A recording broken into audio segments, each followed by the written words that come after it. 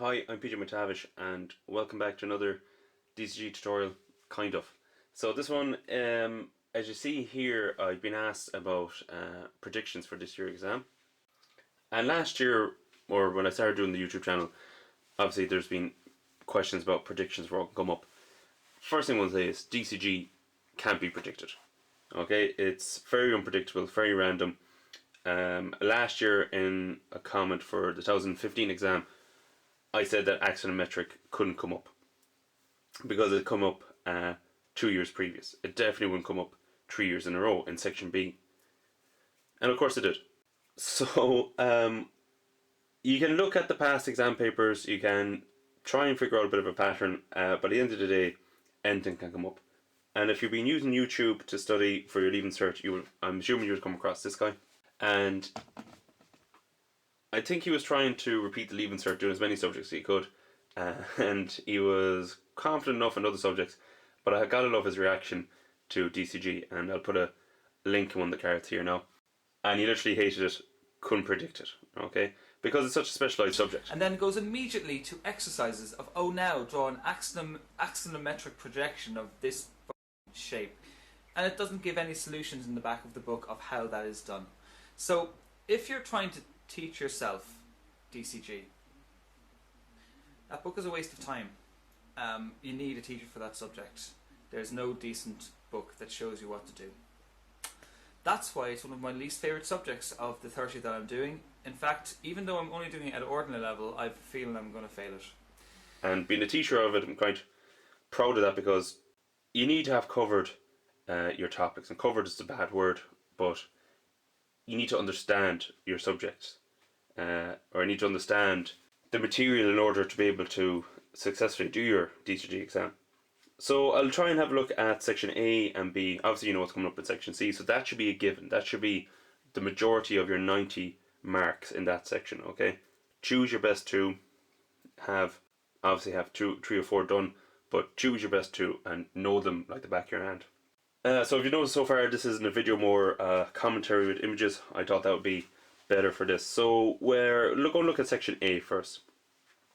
And in section A, the only 2 topics that I could assume that might come up would be axonometric projection and also solids in contact. Okay, the reason for that is axonometric hasn't come up since 2012. Okay, and solids in contact since 2013. Okay, that's the only reason. Now, skew lines came up 3 years in a row, 2013, 2014, 2015. So I'd assume that you wouldn't see skew lines in section A again. But as I said at the start, it's unpredictable and they could literally throw anything onto the paper. So section A, axonometric projection, I'm assuming that might come up, and also solids in contact. Okay. Conic sections came up 2 years in a row there, last year, the year before. I couldn't see that coming up 3 years in a row, but skew lines did. So it really is unpredictable and you can't really pin it down. And I'd be a fool to tell you that things are definitely coming up, because there's no way to tell, alright? But the way it is with section A, if you have studied and put the effort into your course topics, okay, in section B, section A shouldn't be too much hassle. And remember, if you're studying, if you're looking at these videos as well, you see there's so much information given with your 3D graphics on the page, the images, even the construction lines that they put in. So you gotta really look at the question hard and figure out the information that they're actually giving you.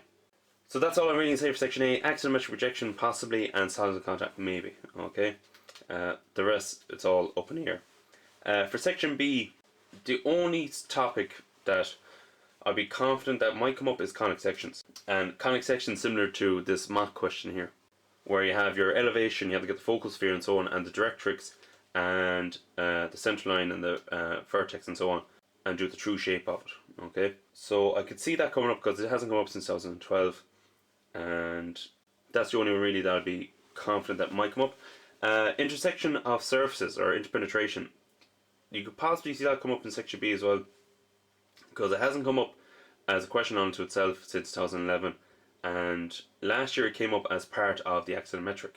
If you remember the lamp, where it was basically an intersection of solids along with an axonometric projection question.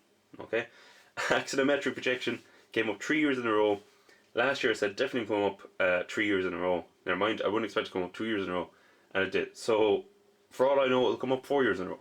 It's so unpredictable. You don't know what's going to come up. But I could think conic sections and intersectional surfaces is a possibility. As for the third question might come up, couldn't really give you an answer on that, but expect, like last year's one where they combined intersection and axonometric or orthographic and auxiliary projection with conic section with the satellite.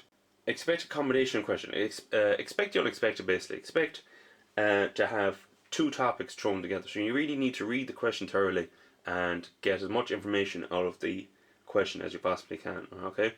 They could throw two topics together easily, and you'd have to work out what to do. Or I can't remember what year, but there was a skyscraper in Texas. I remember that question, and there was a storm coordinator coming down. If you remember that one, that was basically a coordinate geometry question, but you had you had an elevation plan of the building rather than coordinates. So that's all really I can say for section B. Is possibly conic sections as as a main question in section B, and also intersection of surfaces or interpenetration. Third one, I couldn't tell you really, to be honest with you. It's very unpredictable. You're left with in section C. You know what's coming up, and they can't really throw anything too dramatic at you there. So you really got to be banking on that as the majority of the 90 marks. You really got to know that as for like the back of your hand. So I know that's not much help, but I hope it satisfies people that are looking for predictions. Again, you know yourself, it's unpredictable. It can't be predicted.